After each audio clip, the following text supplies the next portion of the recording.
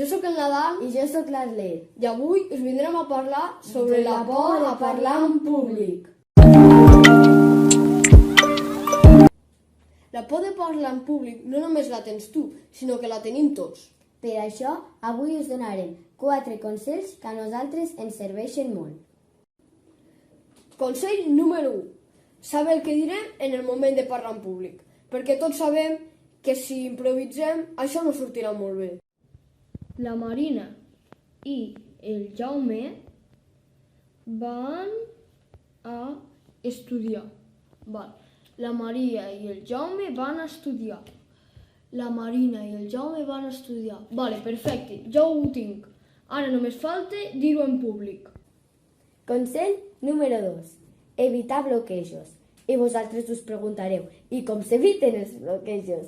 Doncs molt fàcil, només t'has de preparar bé el text i no repetir el mateix quan no saps què dir.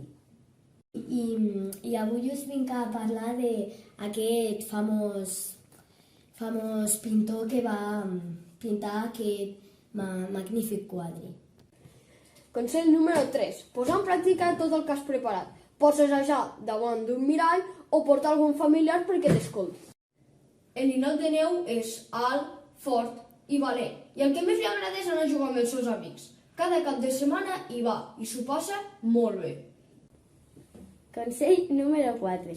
Tenir confiança en nosaltres mateixos i controlar bé les emocions.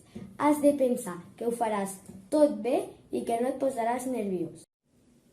Vale, has d'estar molt tranquil·la i has de tenir molta confiança amb tu mateixa, ja que segurament ho fas molt bé, t'ho has preparat molt i segur que ho fas genial.